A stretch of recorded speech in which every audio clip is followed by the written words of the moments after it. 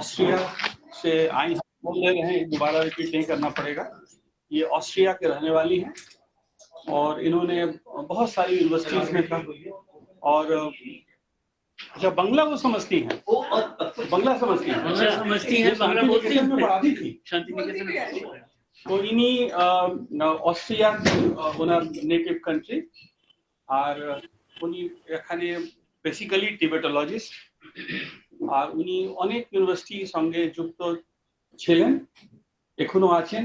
উনি আমার দেখা হয়েছে যখন উনি ক্যালকাটা ইউনিভার্সিটির সঙ্গে যুক্ত ছিলেন, ওখানে পড়াতেন। তারপরে আমার আবার ওনার সঙ্গে দেখা হয়েছে যখন উনি শান্তি নিকেতনে অ্যাসোসিয়েটেড ছিলেন, আমি ওখানে লেকচার দিতে গিয়েছিলাম। তো তারপরে যে নালন্দা ইউনিভার্সিটি, উনি ওখানে অ্যাসোসিয়েটেড ছিলেন। So she has a wide experience of University of Austria, Vienna. So this is her, and apart from it, she, whatever subjects she has chosen, she has tried to go very deep into it. And understanding the words of the Shastras is one thing, understanding the meaning of the words is another thing, understanding the essence of the words is still another level of knowledge. So she has, I have reasons to believe that she has permeated through all those membranes, and she knows the real, the tattva of the word, and the real tattva of the meaning hidden in the words. So this is her. মহাবিদ্যালয়ের তরফ থেকে স্যারের অনুমতিক্রমে doctor আন্দ্রিয়াকে আমরা আমাদের অনুষ্ঠানে, উনি খুব ভালো বাংলা বলেন, ওনাকে স্বাগত জানাই। স্যারকে অনুরোধ করছি যে ওনাকে সম্মানিত করে আমাদের এই অনুষ্ঠানের কার্যক্রম শুরু করার জন্য।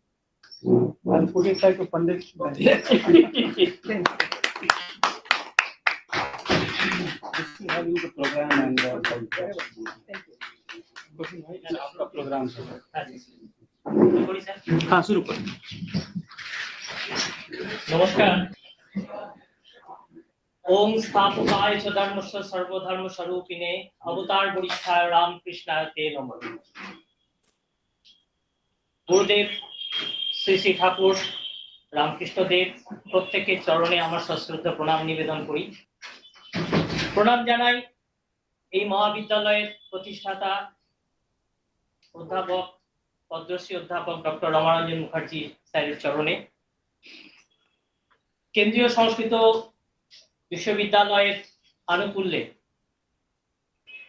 মাননীয় কুলপতিজির অনুপ্রেরণায় আমরা আমাদের মহাবিদ্যালয়ের সুযোগ্য অধ্যক্ষ মহাশয় অধ্যাপক ডক্টর সোমেশ কুমার মিশ্রের সুযোগ্য তত্ত্বাবধানে দুদিন ব্যাপী যে আন্তর্জাতিক কর্মশালার আয়োজন করেছিলাম, সেই আয়োজনের আজ চতুর্থ সত্রে আমরা সকলে সমবেত হয়েছি।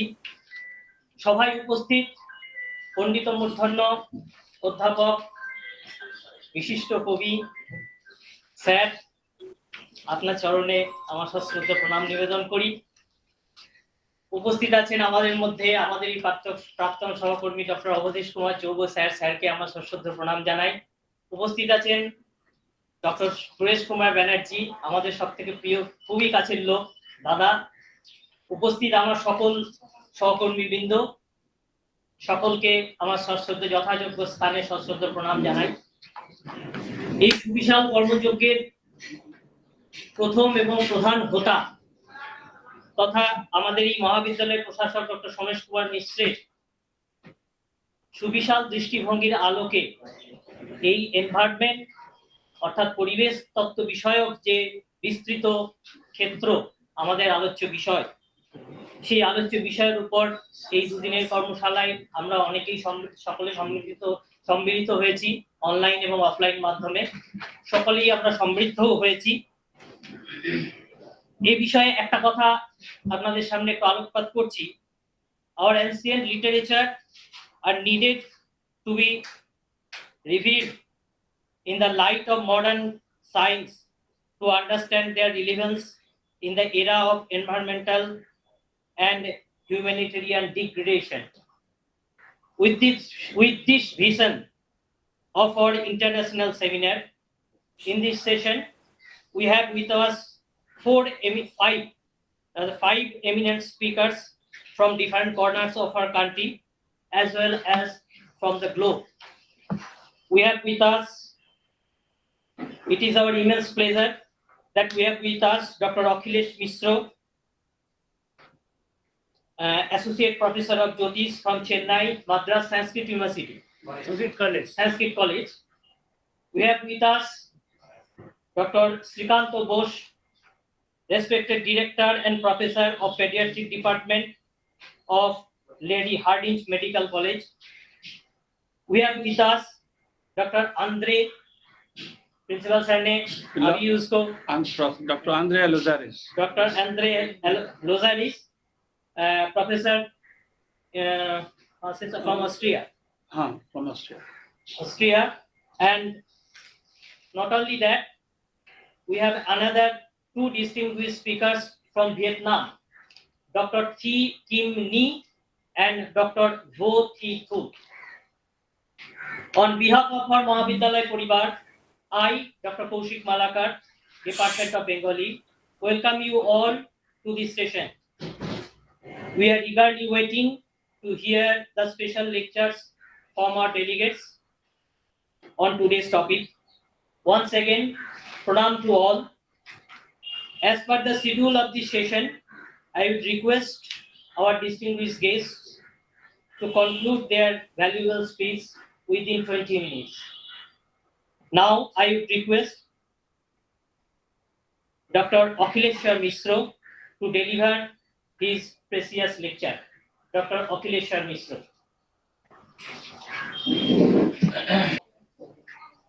मंचासीन संपूर्णानंद संस्कृत विश्वविद्यालय के कुलपति परमादरणीय मिश्र जी, आज के कार्यक्रम के अध्यक्ष सोमेश जी, हमारे ज्येष्ठ भ्राता अवधेश जी एवं हमारे सहकर्मी जो हमारे पश्चात भाषण करने वाले हैं, आप सबके हृदय में विराजित उस परम प्रभु परमात्मा को ततिपूर्वक प्रणामांजलि निवेदित करते हुए पंचवटी इस विषय पर अपने कुछ वक्तव्य प्रस्तुत कर रहे हैं।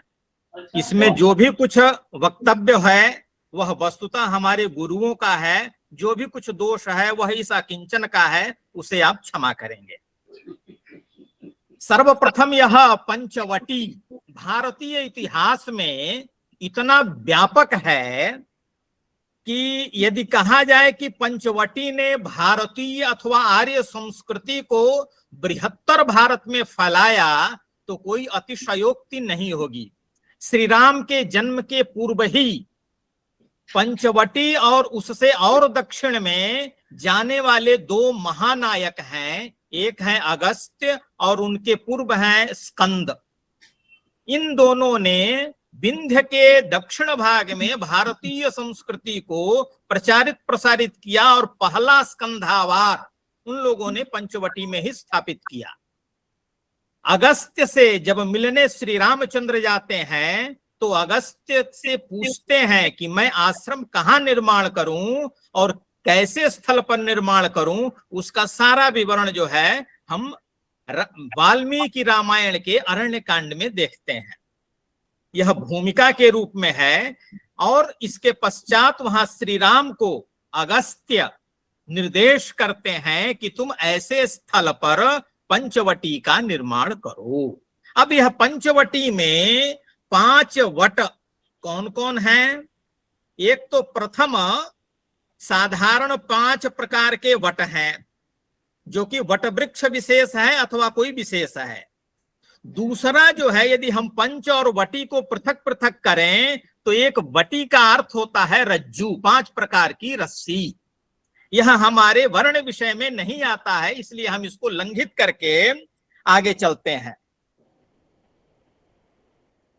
और इसमें जो भी हम वाटिका अथवा उद्यान अथवा आराम का निर्माण करते हैं, इसके लिए कुछ माप विशेष है।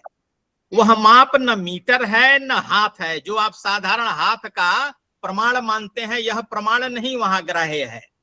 भिन्न भिन्न संदर्भों में भिन्न भिन्न प्रकार के मापों का ग्रहण करने का विधान वास्तुशास्त्रीय ग्रंथों में उपलब्ध है। वाटिका के निर्माण में हमें जो उपलब्ध होता है वह धनुर्मुष्टि का ग्रहण करने का विधान है, अर्थात एक धनुष के जितना, अर्थात 1.5 मीटर से लेकर के 2 मीटर तक के माप को एक धनु कहते हैं। उस धनु के अनुसार हम कहीं भी निर्माण करेंगे, चाहे उद्यान का निर्माण हो, चाहे वाटिका का निर्माण हो, अथवा चाहे आराम का निर्माण हो। वाटिका का निर्माण सदा एक घर के चारों तरफ ही किया जाता है, उस जैसे कि गृह वाटिका, फल वाटिका अथवा अशोक वाटिका। अशोक वाटिका में निश्चित एक घर रहा होगा अथवा एक कुटीर रहा होगा, लेकिन उद्यान में घर होने की संभावनाएं नहीं हो सकती हैं, उसमें केवल विहार होता है, विहार भूमि होती है।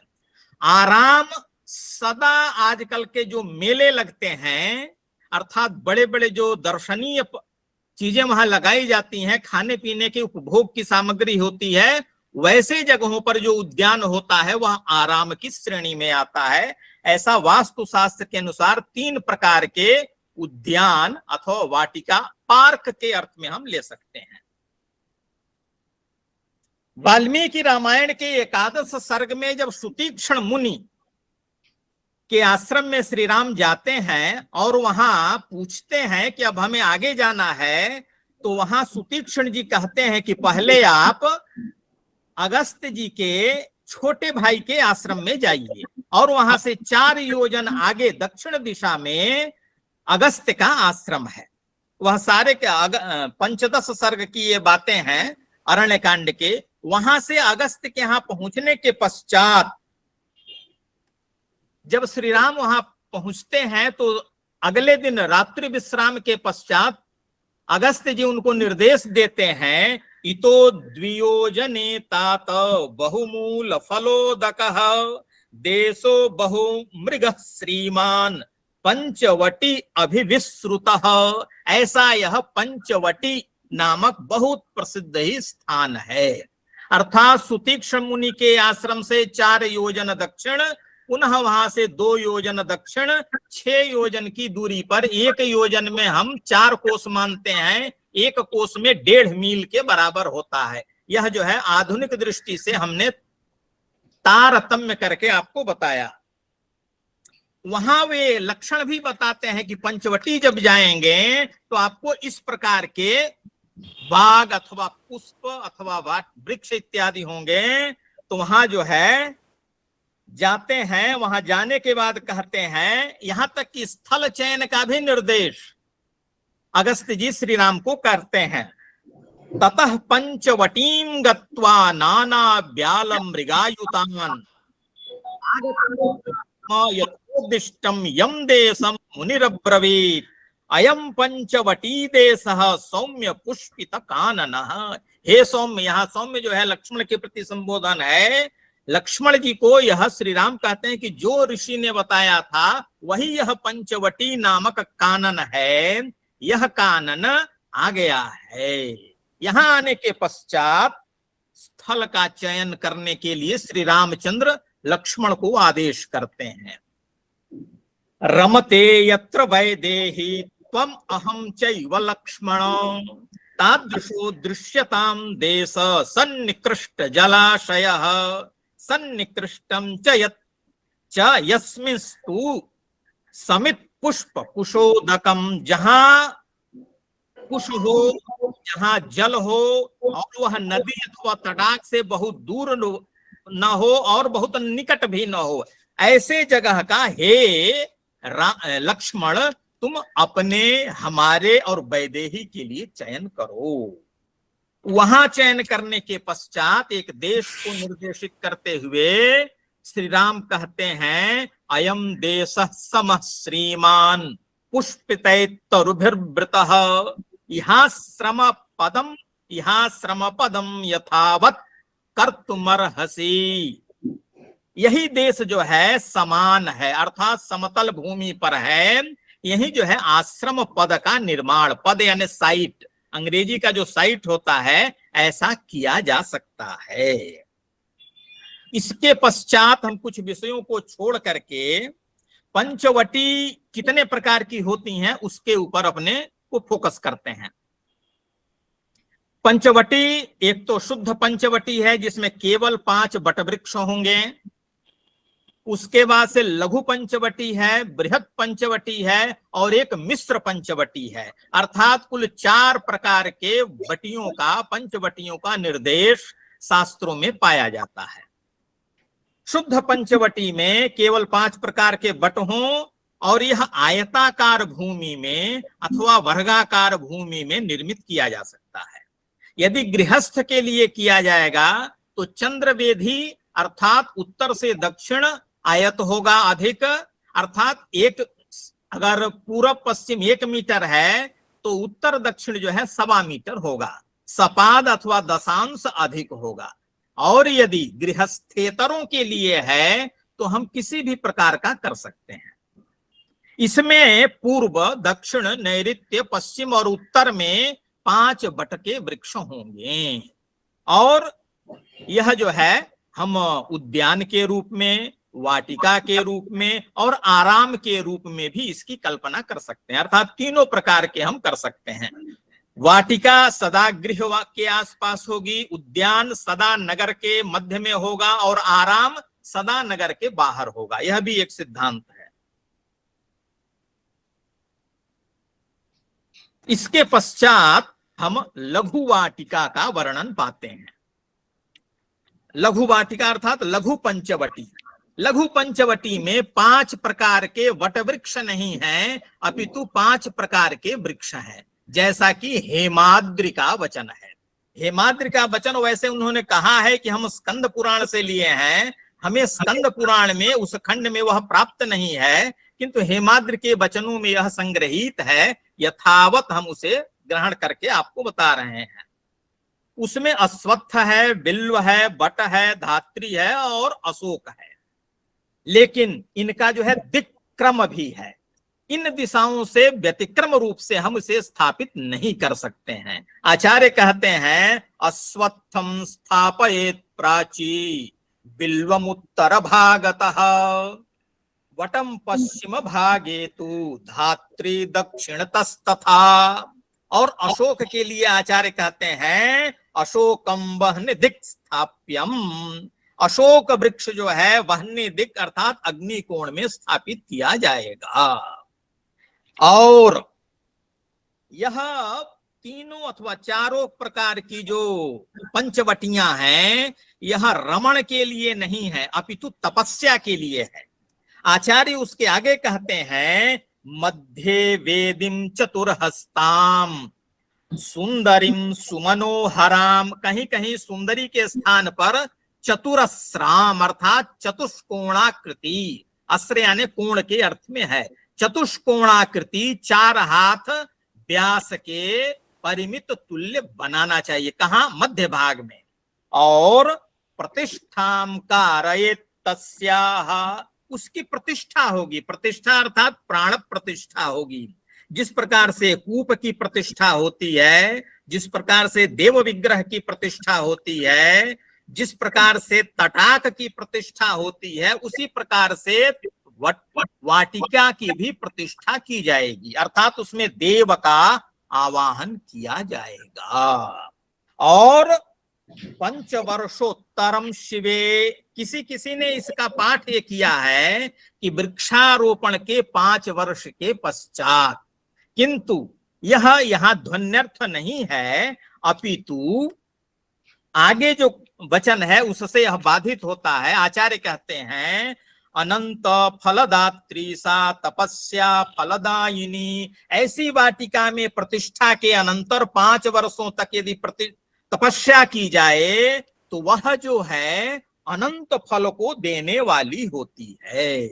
ऐसा यह लघु वाटिका का स्वरूप हेमाद्रि के अनुसार है। ठीक इसी का कुछ विस्तार पूर्वक आचार्य ने वर्णन किया है। उसमें हम शतधनु के प्रमाण तुल्य क्षेत्र का चयन करेंगे। हमें काल का निर्देश करते रहेंगे सम्माननीय। जी हाँ सर, चलिए आगे समय है सर अभी। अस्तु। नहीं, शायद बंग भाषा में ऐसा कहा गया 10 मिनट। नहीं, आप 20 मिनट। बोलिए आप सर बोले 45 मिनट बोलिए। और हो सकता है अनुवाद में दोष हो गया हो हमसे। आगे उसी में वचन है, पार्वती को शिव कहते हैं, इयम पंचवटी प्रोक्ता बृहत पंचवटीम शृणु। हे ईशानी, तुम जो है अब बृहत पंचवटी को सुनो। तो उसमें शतहस्त नहीं, शतधनु प्रमाण तुल्य में पहले हम उसके ब्रह्मस्थान का चयन करेंगे। ब्रह्मस्थान का चयन करेंगे अर्थात केंद्र में एक बिंदु करेंगे। उस बिंदु से कम 5 वृत्त बनाएंगे, शत धनु प्रमाण तुल्य। प्रथम वृत्त में कहते हैं जो केंद्र से 5 धनुष प्रमाण तुल्य होगा, एक वृत्त होगा, उस प्रथम वृत्त में बिल्व वृक्षम मध्य भागे चतुर्दिक्षु चतुष्टयम। उस केंद्र से पूर्व पश्चिम उत्तर दक्षिण चारों ओर जो वृत्त बनेगा, उस वृत्त के चारों दिशाओं पर 4 जो है बिल्व के वृक्ष स्थापित होंगे। पुनः केंद्र से उसका दुगुणित अर्थात 10 धनु प्रमाण तुल्य दूसरा केंद्र बनेगा। उसमें वट वृक्षम चतुष्कोणे वेद संख्या प्ररोपयेत। वेद यानी 4, चत्वारः वेदाः। इस सिद्धांत के आधार पर चतुर्दिक्षु में, विदिक्षु नहीं, चारों दिशाओं में 4 वट वृक्षों का आरोपण अपेक्षित है। तत्पश्चात तृतीय वृत्त में अर्थात वह जो है 20 धनु प्रमाण तुल्य होना चाहिए। अशोकम वर्तुलाकारम पंचविंशति सम्मितम। वहां जो है 25 अशोक के वृक्षों का आरोपण होगा और ये समस्त वर्तुल आकार के, गोलाकार के होंगे।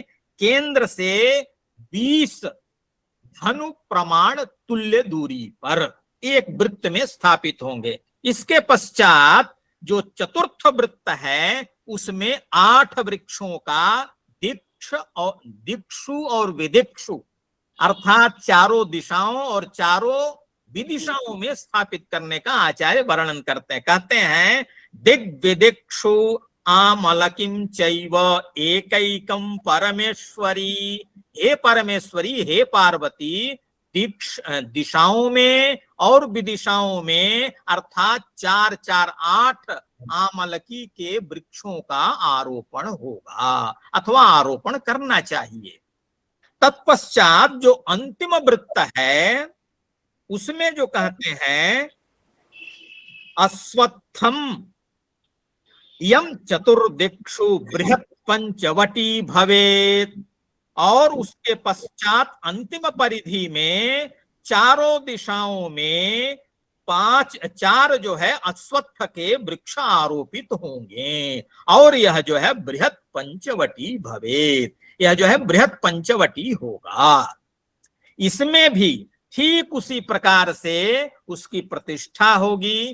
केंद्र में चतुर्हस्त प्रमाण की वेदिका होगी और 5 वर्षों तक तपस्या करने पर आगे कहते हैं कि इसमें होगा क्या, इसकी फलश्रुति क्या है। आचार्य कहते हैं यह करोति महेशानी, हे महेशानी, जो ऐसा करता है साक्षात इंद्र समो भवेत। इंद्र के जैसा वह व्यक्ति हो जाता है। यह लोके मंत्र सिद्धि परे च परमागति। इस लोक में मंत्र की सिद्धि होगी और अंततः परम पद की प्राप्ति भी होगी। इसके पश्चात एक मिश्र पंचवटी का विधान आचार्य करते हैं।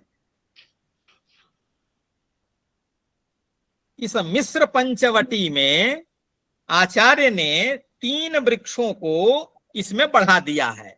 जो शमी वृक्ष है, इसके साथ निम्ब वृक्ष है और साथ मैं इसका भी विवरण उपस्थित करता हूं। नहीं, यदि समय हो तो मैं इनके विवरण के पश्चात इनके फल। बोलिए सर, समय है। अस्तु।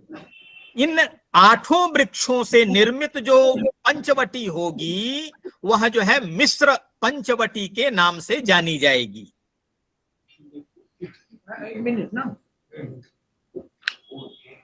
इनका आखिर कुछ फल होता है या नहीं, इस पर थोड़ी चर्चा करते हैं। हाँ, मिश्र इन 5 के अतिरिक्त उदुम्बर, निम्ब और समी के वृक्षों का आरोपण करने का विधान है। वह जो है मिश्र पंचवटी के नाम से जानी जाती है।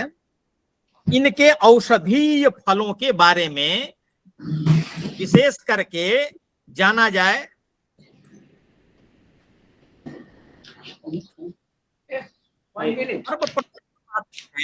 धात्री फल।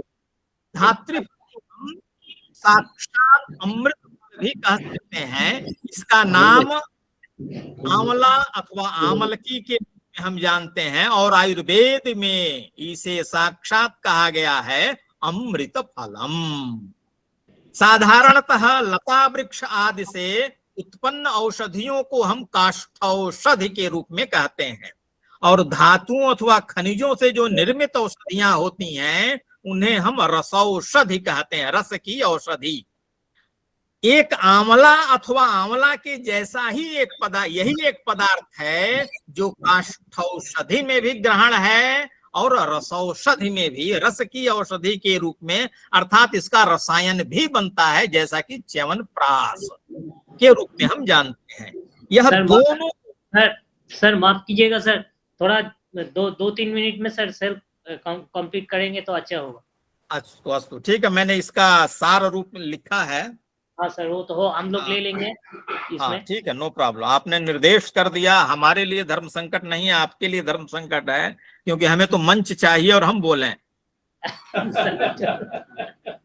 अस्तु, हमने इन 5 फलों का जो साधारण एक तो विस्तार पूर्वक लिखा था, अब इसके आधे पेज का है, उस पर हम अपनी बात को संपूर्ण करते हैं।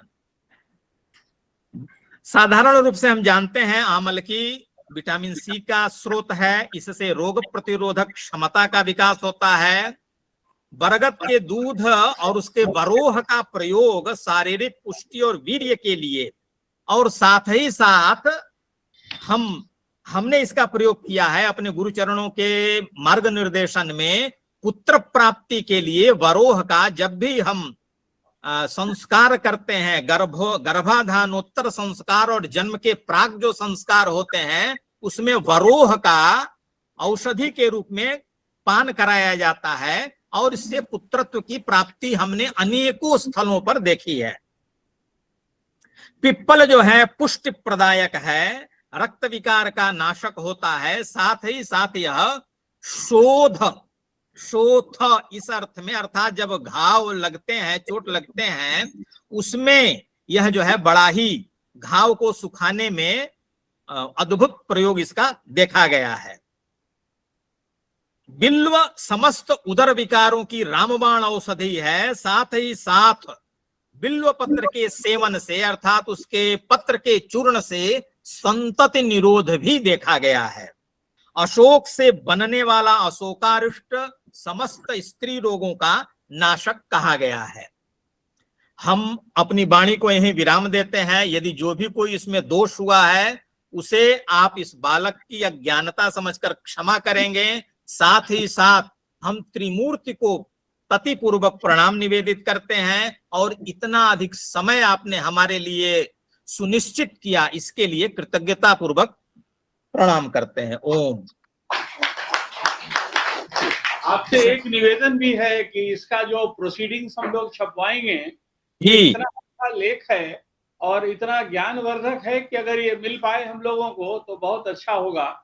हम लोग इसको प्रोसीडिंग्स में अपने जरूर। सर, इसका कोई आज के युग में भी कहीं कुछ क्रियान्वयन दिखाई पड़ता है? भारत हो, विदेश हो, कहीं पर ऐसा? पंचवटी का निर्माण माने उसका प्रयोग जब माने जो गतिविधियां इतिहास में वर्णित हैं, जो आज हम लोग कहीं अगर देखना चाहें ऐसा जाकर, कहीं पर है क्या ऐसा? पंचवटी का प्रयोग हमारे गुरुदेव ने कई जगहों पर कराया है। देवरिया में आपको मिल जाएगा, गांव का नाम तो हमें भी स्मरण नहीं है, लेकिन हम जाएंगे यदि कभी देवरिया तो वहां से पता लेकर के आपको दे देंगे। हम लोगों ने पंचवटी, हमने 3 चीजें कराई हैं। हाँ, आपको नागपुर के में जो कवि कुल गुरु कालिदास संस्कृत विश्वविद्यालय है, वहां पंचवटी, नक्षत्र वाटिका और ग्रह वाटिका, ये तीनों मिल जाएंगे। वहां प्रयोग इस रूप में वैज्ञानिक जो विज्ञान सम्मत जो प्रयोग है यह हुआ है कि नहीं, किंतु इसका निर्माण हुआ है और वह हमारे ज्येष्ठ के मार्गदर्शन में हुआ है, उसे आप देख सकते हैं। और सर यहाँ एडिशनल इंफॉर्मेशन भी हम दे रहे हैं। पुरी का जो सदाशिव कैंपस है, सदाशिव कैंपस में एक ग्रह वाटिका भी है, जिसमें ग्रह के अनुसार वहाँ सब पेड़ को लगाया गया है, पेड़ पौधा को लगाया गया है, और उसी का भी ये भी वर्णन है, उसी का फल भी वर्णन है। धन्यवाद सर, ये आपने पंचवटी के ऊपर इतना अच्छा डिटेल्स दिए हैं। हम लोग आगे आशा रखते हैं कि आपका ये महामूल्यवान लेख हम लोगों का प्रोसीडिंग्स में आगे आ जाए और हम उसमें लाभान्वित हो सके। Now I would request doctor वो थी किम नी। अच्छा, अंडे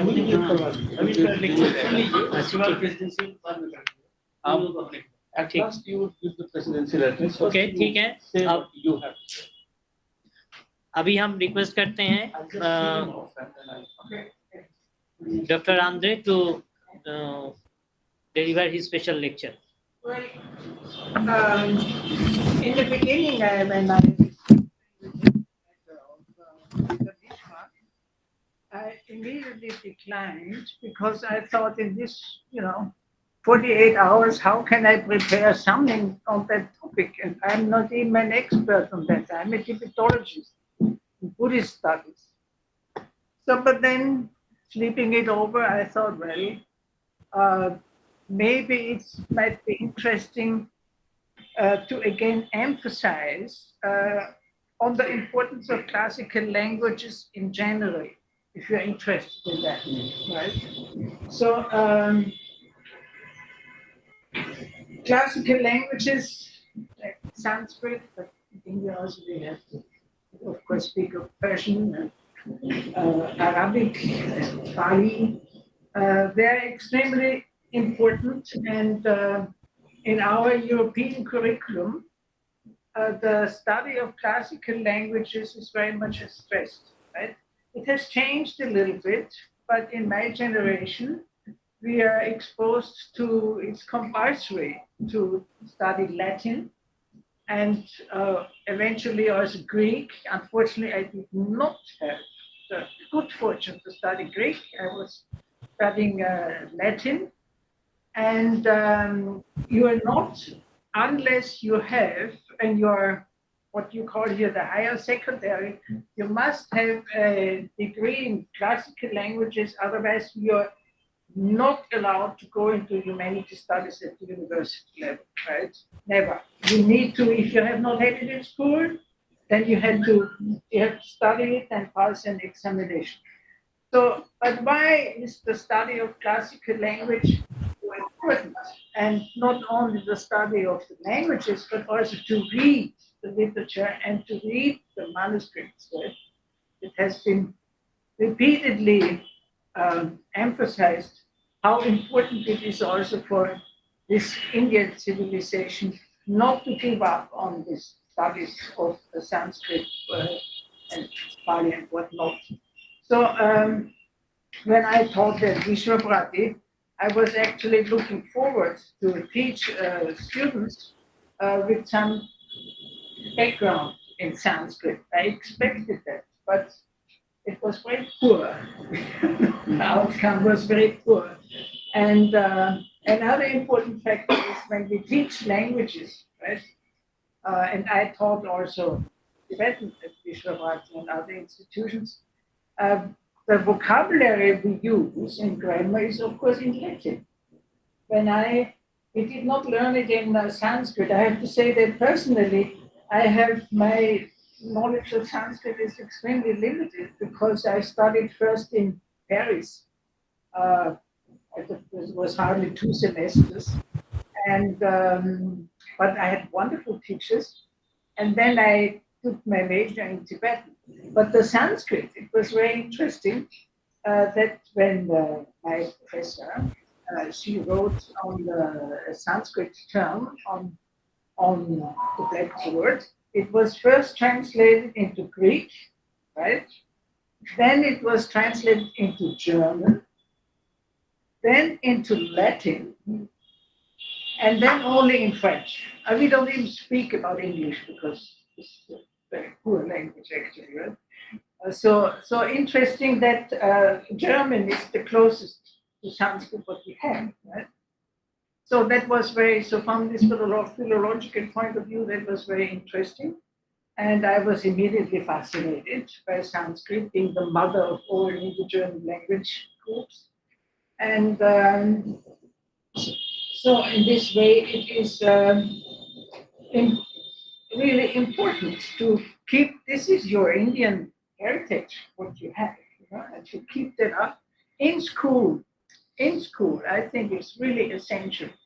And that should be emphasized by the Ministry of Education and whatnot. Now, what another point is what I want to talk about, if you're interested, is not about environment sciences, but philosophy. Now, it is well known that India had a great influence on particularly the Greek philosophers, right? And then from the Greeks, then the Romans, and so on. So now we may say that, of course, it is from the Indian point of view, you would say India has influenced Western philosophies via the Greeks or via the Persians, right? The Persians were the first to order a translation of the Upanishads, for instance, and through the Persians, then it was transmitted to the Roman Empire, to the Greeks. So actually, this is not, when we speak of the time frame also, when we speak of Pythagoras, the famous philosopher and mathematician, he was a contemporary of Lord Buddha, for instance. Now, I have, there are many other scholars who have taken up that subject of Indian philosophies, how much and how and in which way they have influenced the Greek philosophers. I have taken up actually the Bhagavad Gita, and compared it to Roman stories.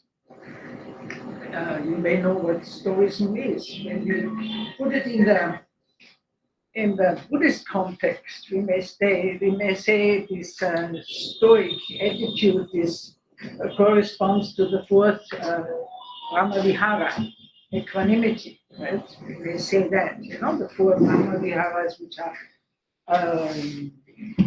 are love, compassion, joy, and equanimity. So now I came to be interested in this Roman Stoicism and comparing it with the Bhagavad Gita on the basis of Marcus Aurelius' Meditations. Are you familiar with this book? It's quite well known, right? So this is something I have written.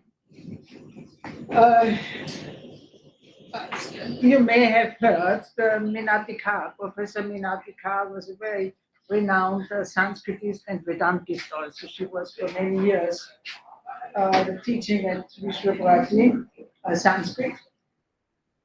And this is a small booklet she wrote on Krishna and Arjuna in the Mahabharata. And I have done a little article on what I called, where I compare the Bhagavad Gita with the Roman Stoicism. Now, I don't need to, speak about the Bhagavad Gita because you're well aware of that.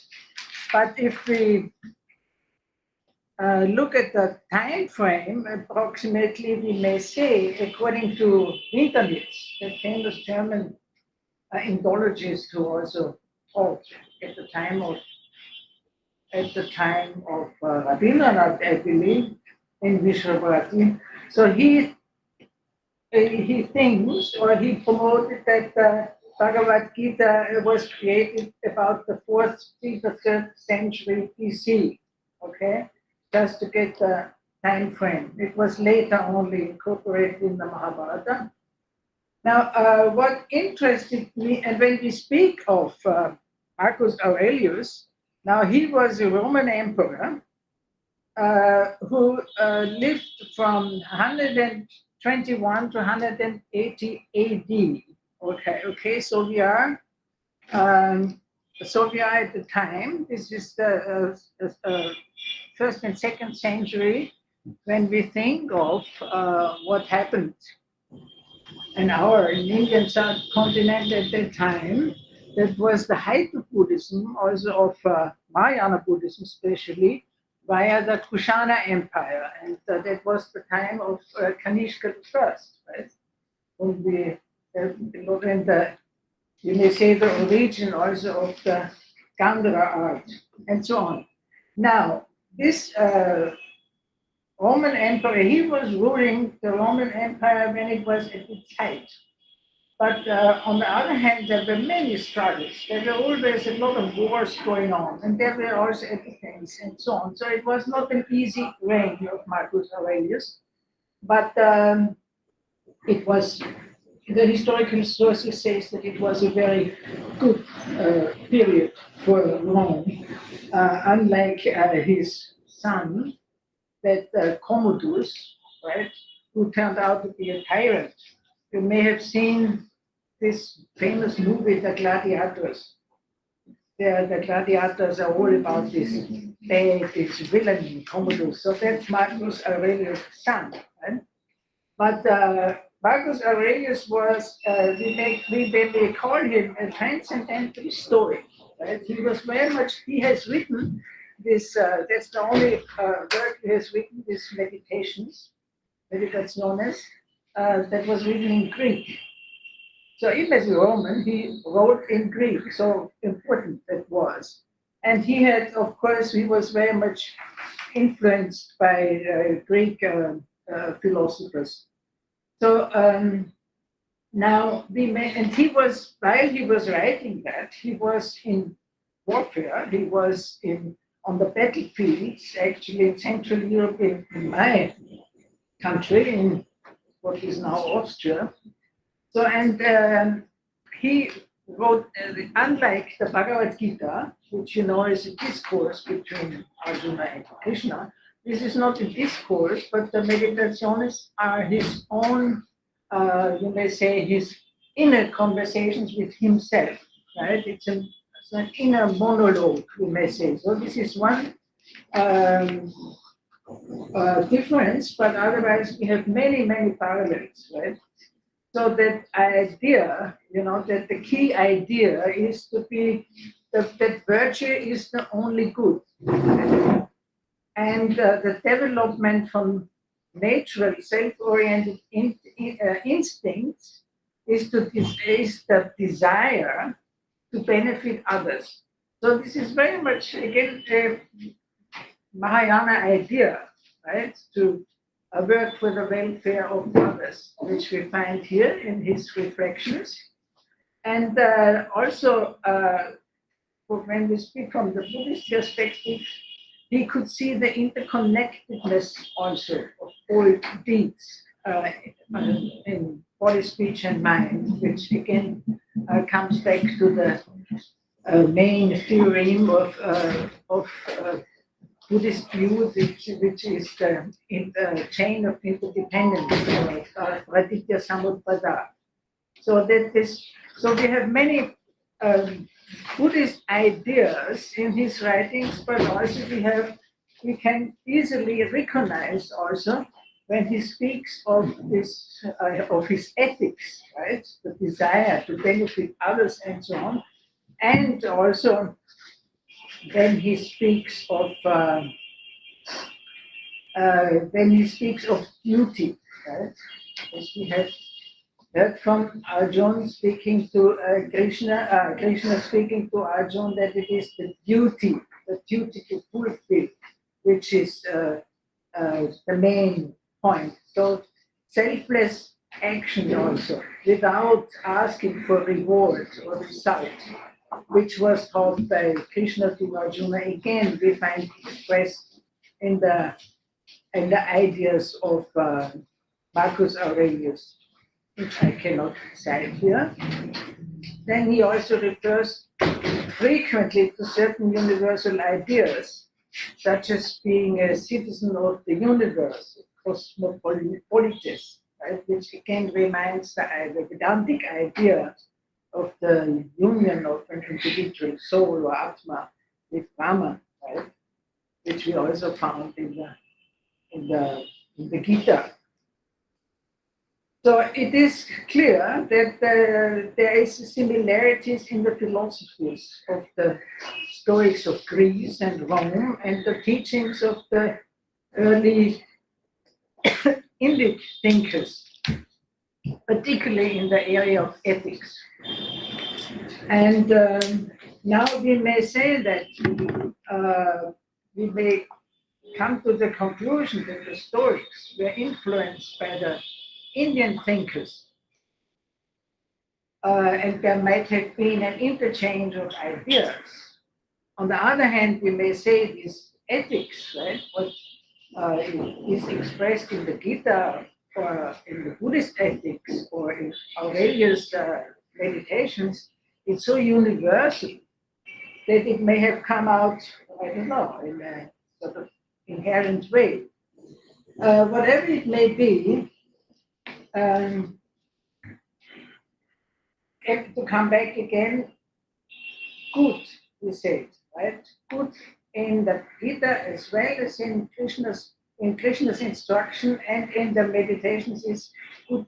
Good, to do good means to fulfill one's duties. And he emphasizes, Maximus Aurelius also, he emphasizes, Marcus Aurelius, he emphasizes also on self-control. Self-control, which I saw it, which very much is also, the peak of the yoga philosophy. So now we may ask now how to explain this apparent similarity. So this divine song, the ethics of the divine song, even sort of penetrated to classical Rome.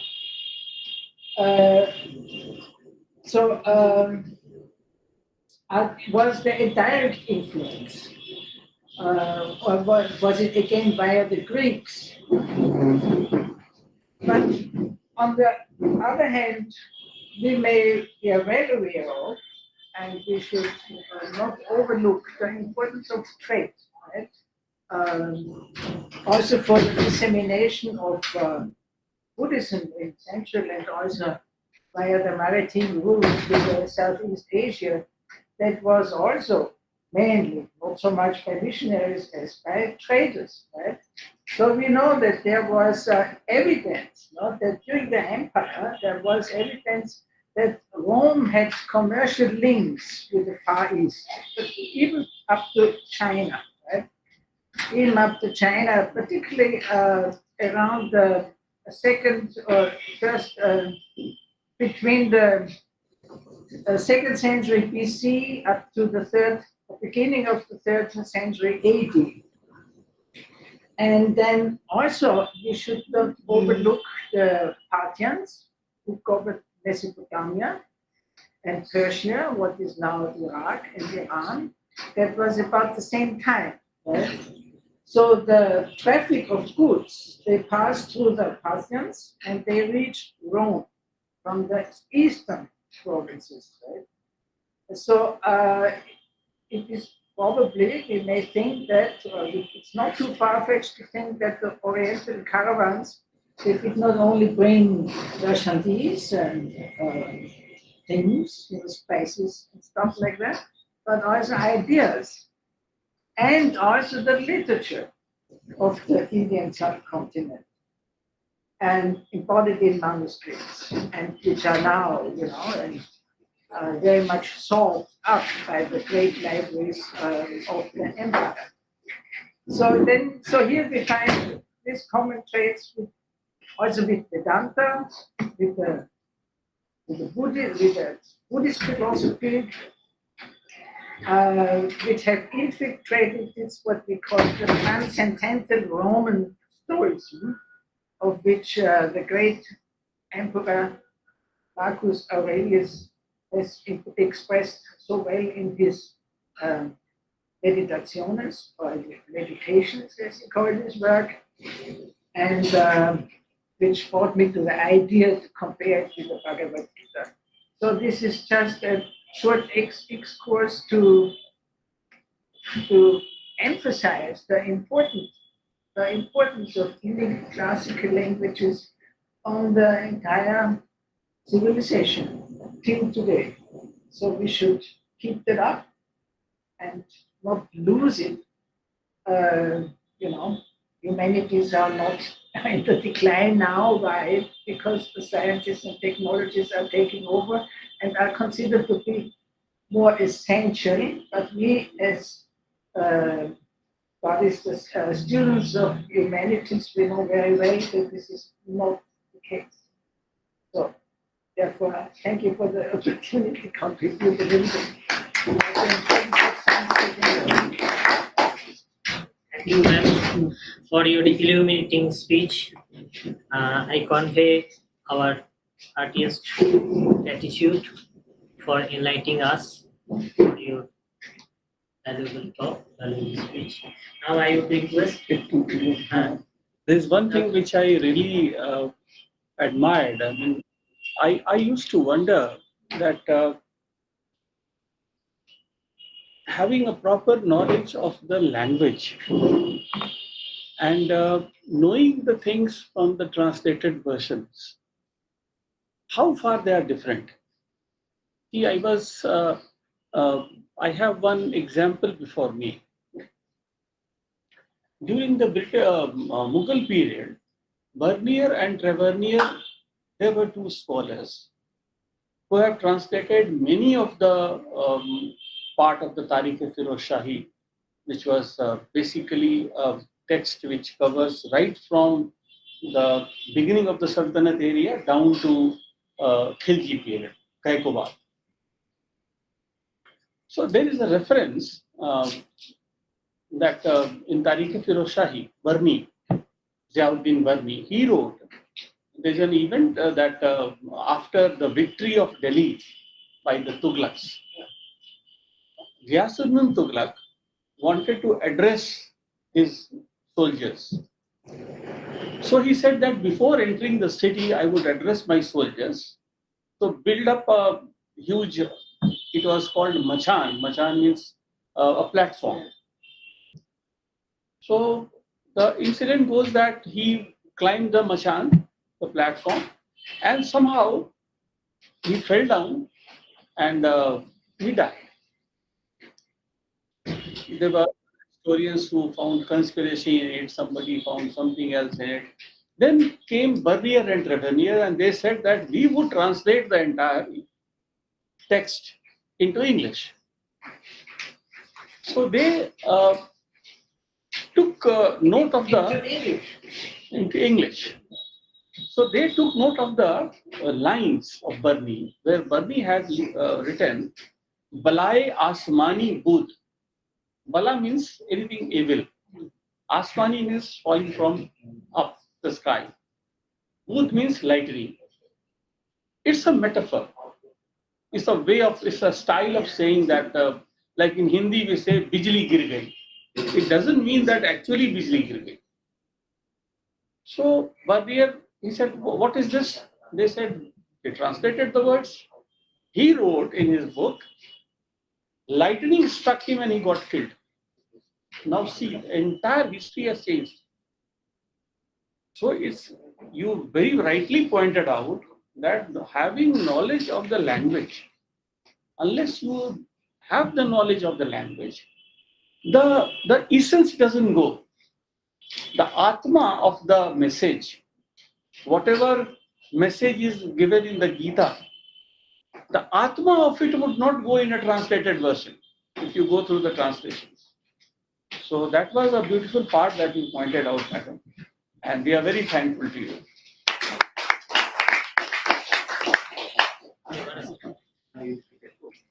I want to add something. Yes.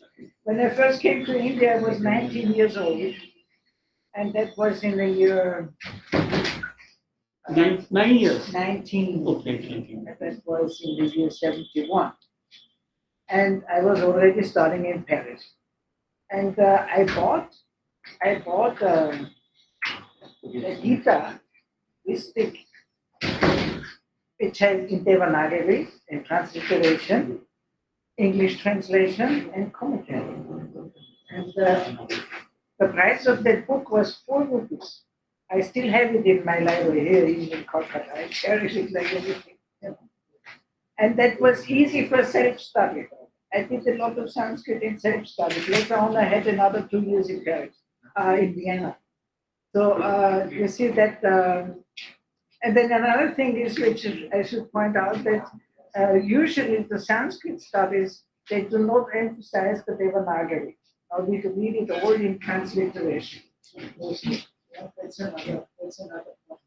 And what I observed here in India in the Sanskrit debate, of course, I'm in Buddhist studies, and you cannot have Buddhist studies without, Sanskrit, without Pali, without. Actually, you should know everything. Tibetan, Chinese, Japanese, Korean. So actually, you should know all these languages. So, but what in Buddhist studies, particularly I saw that in Aranda, they teach only the Hindu literature. They don't teach Buddhist Sanskrit. I agree. Buddhist Sanskrit. Actually, it's easier than Panini. No?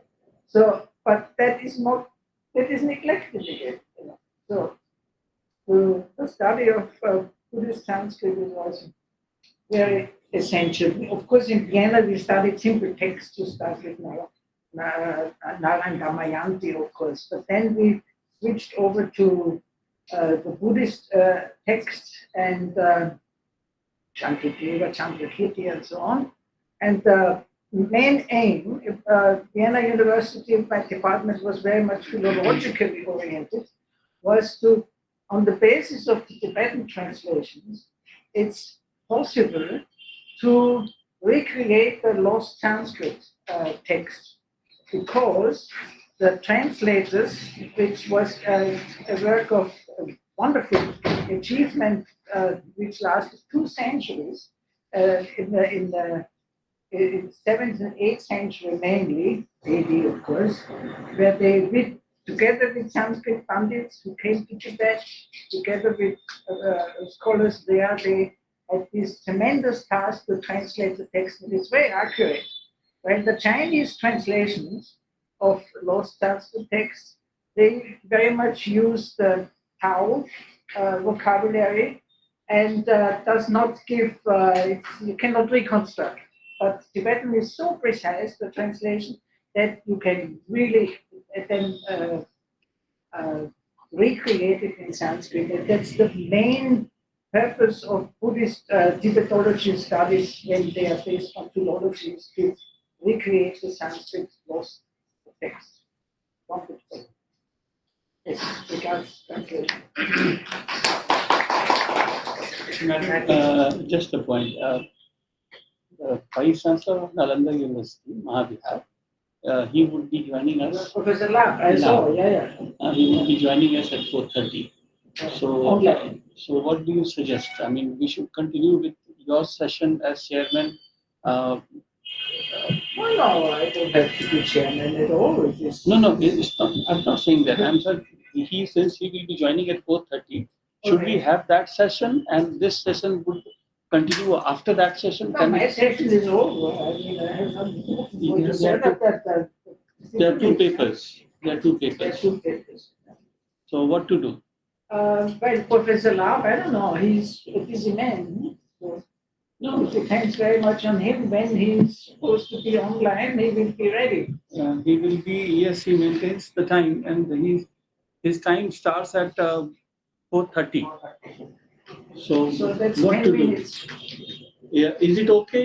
Is it okay with you that How long are your papers? Only 10 minutes. 10 minutes? Okay. Okay, then we can have one. And, owner 10 minute আছে sir না বলছি ওনার 10 minute লাগবে ওনার 15 minute লাগবে বলছি 25 মিনিটে হয়ে যাবে। short time. এটা শর্ট যদি করা যায়, Short time. make it as short as possible because we have to start at 4:30 another session. Hmm. Sir, I would now request Dr. Ho Thi Kim Ni to present his paper. Afternoon, sir, now, and everyone. The main local theme of this international seminar is environment, scientific outlook of Indological literature. Here, my topic of incursions in Buddhist perspective on the environment. Let me give you a few words my own background for topic. Have you ever wondered why we protect environment? As Buddha talked in the Dhamma, we need to understand the interconnected of everything in the world of Pratya Samutpada. Everything is based on causes and conditions.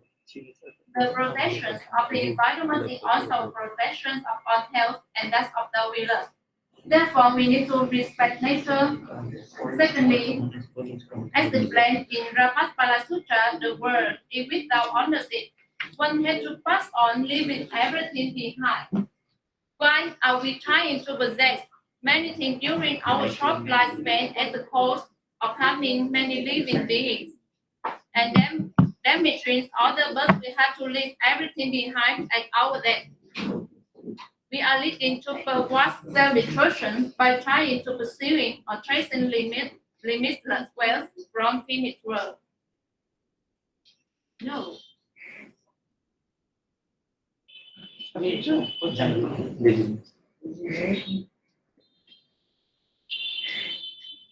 I prefer quotation of Dalai Lama. The world grows smaller and smaller, more and more interdependent. Today, more than ever before, life must be characterized by a sense of universal responsibility. Not only nation to nation, human to human, but also human to other forms of life. There is no one more connected to nature than the Buddha. His life serves as a good illustration of this. The very life of Buddha is a classic example of his own teaching. He has very simple life with very little possession. He was born under a tree in a very beautiful garden. He gained enlightenment under the Bodhi tree in Bodh Gaya.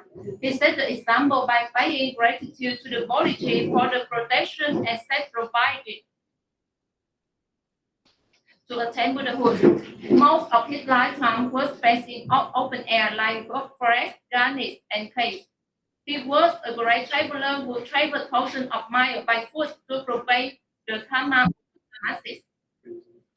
In his final journey to Kusinara, for finding personal way of the Buddha addressed the monk as follows: Ananda Pesale is delightful, the Udena is delightful. He was an admirer of nature in its true sense of beauty without any attachment to it.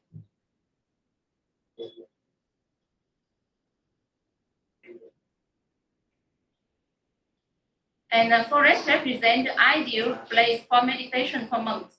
The idea of forest dwelling has an important place in Buddhist thinking, and the forest was employed as a meditation device. A number of prominent Buddhist writers recommend mindfulness of the forest as a means of gaining insight into impermanence. The early monastic rule contained numerous injunctions against environmental irresponsibility. Some are designed to avoid harm to sentient beings. Thus, a monk may not cut down a tree or beat the axe because that would destroy small life form. In order to environment, we will take appropriate measures. Respect for life is the first principle. And Nhạc comment further, its light is everywhere inside us and all around us. It has so many forms, and that we humans are made in triplets of non-human elements such as plants, mineral, earth, clouds, and sunshine. It's important for us to realize that within our body there are thousands of other lives. Thus, it's important to rotate natural life in the same way that we rotate human life. Contentment is a major virtue in Buddhism. When we explore this utterance from the Buddha, there are very many meaningful stories which is relevant to our topic. King Pasenadi was an overeater. Then the Buddha advised him how to observe moderation in eating. The king did as he was told and found that by eating less, he became slimmer and felt better. Buddha also emphasized the moderation in food, shelter, clothing, in everything in general. And the Buddhist concept of recycling is found in story where the Buddha attended Ananda went to preach to Udina king. The divine king offered 500 valuable clothes to Ananda. He accepted on all the 500 clothes. Subsequently, king heard about this and was upset. Ananda told the king the robes are stored in drugstore. When the monk needs a robe, it is given. He will use and prepare it for the maximum uses.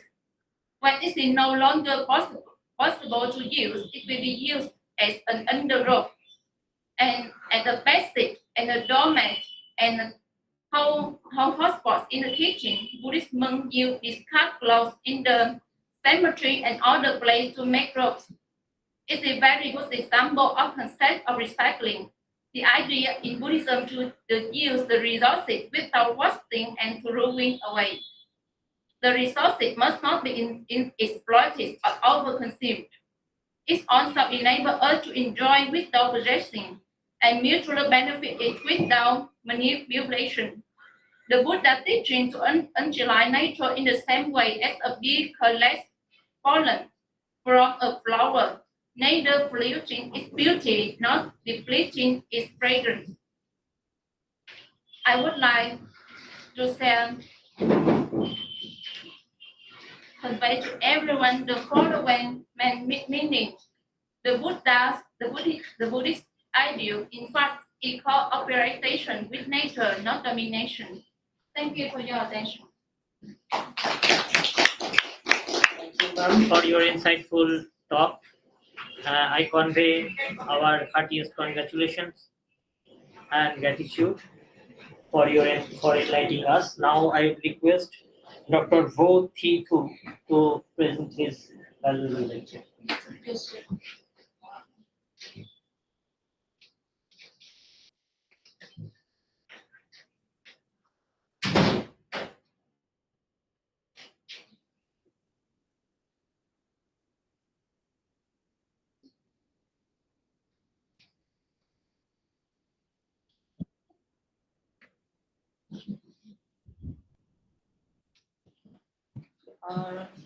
Respected to professor and on the scholar. It's my pleasure to be here and present a paper, a highlight of Vietnam Buddhism. Vietnam is a small country. Its border China, Laos, Cambodia, and the Eastern Sea in the east. Buddhism is the oldest religion and has the most followers in my country. First of all, Buddhism was introduced into Vietnam in the 1st century AD. Some resources say it was even earlier, in the 2nd or 1st century BC. And many reliable documents like the history of Vietnam Buddhism by the Professor Lê Mạnh Thạc and the history of Buddhism in Vietnam by Zen Master Thích Nhất Hạnh or Japanese author Kamata Shigeo in his book General History of Chinese Buddhism in Contemporary China and Japan have said Buddhism of Vietnam were introduced into Vietnam before Chinese Buddhism because Vietnam has geographical advantage in the zero. Indian monk follows the merchant ship to Vietnam. The Indian businessmen come to buy black pepper, incense, gold, silver, and the men on the merchant ship were invited to accompany them to pray for a safe journey. They used to go here by boat during the season of the southwestern monsoon, and they had to stay here for a few months to wait for a northwestern monsoon to go back or continue their journey. They spread Buddhism in this case. The first time Theravada Buddhism were introduced to Vietnam, but after that, under the Chinese influence, Mahayana gradually gained popularity in our country. Compassion and non-violence of Buddhism are consistent with nature and culture of Vietnam people. So Buddhism quickly became the state religion of Vietnam. Mahayana school has become a main school, and the monks and the nuns of this school are vegetarian. On the Sutra of Mahayana Buddhism was translated from Sanskrit. Zen and Pure Land school are the main method to practice in Vietnam. It is noteworthy that in the 13th century, there was a king named Trần Nhân Tông who renounced his throne and became a monk, practiced meditation and enlightened and became a Zen master. He founded the Trúc Lâm Yên Tử School. It is the only native of Vietnam in Buddhism. He composed many poems and verses to show how to work a meditation practice. He contributed to Buddhist literature, and he also wrote Vietnamese poets. Trúc Lâm Yên Tử were revived at the end of the 20th century and became the biggest system of Mahayana Buddhism, Mahayana meditation, with many big temples built around Vietnam. His philosophy emphasized that Buddhism must be applied to human life, help and accompany everyone in society, not retreating and finding their own liberation, which is entirely different from Chinese Buddhism at that time. The Buddhist temple became a culture center, and the monks who are well educated become a teacher, become a politician, become a poet. The second main Buddhist school is Theravada. Theravada were Vietnam Theravada were founded in 1943 by the most venerable Ho Tông and some other monks who become a Theravada monk in Cambodia. They brought Theravada Buddhism to Vietnam and developed into the one of three main schools in Vietnam. Besides the Mahayana and Theravada Buddhism, the third main Buddhist school in Vietnam is Mendicant Buddhism. The new school combine Mahayana and Theravada Buddhism. It was founded in the 1944 by Venerable Mother Mindang Quang. Vietnam Buddhism has always been a non-violent religion. Example, in the 1963, the former South Vietnam government of Nguyen Diem discriminated against Buddhism and prohibited the flying of the Buddhist flags. The Diem government persecuted and killed thousands of monks and Buddhist followers. Buddhists found in peace through non-violent protest. At the time, most venerable Thích Quảng Đức was a Mahayana Buddhist monk who burned himself to death at Saigon to call on the government to stop terrorism and discriminating against Buddhism. It reminds us the spiritual ahimsa, non-violent India gave to the Saint Gandhi, a non-violent symbol, and Buddhism originating from India have Vietnam created a bodhisattva named Thích Quảng Đức. Vietnam history and culture always go hand in hand with Buddhism in the past or present. It cannot be replaced. Vietnam Buddhism is not a copy of Buddhism in China or any other country. It is a very flexible religion, and Buddhists can participate in any social field if necessary. I think the impact of environment in Buddhism goes up. Buddhism is a non-violent, and compassionate and wise religion. Yeah, thank you. Thank you for your listening. Thank you for your illuminating speech. I convey on behalf of our college our heartiest gratitude for enlightening us.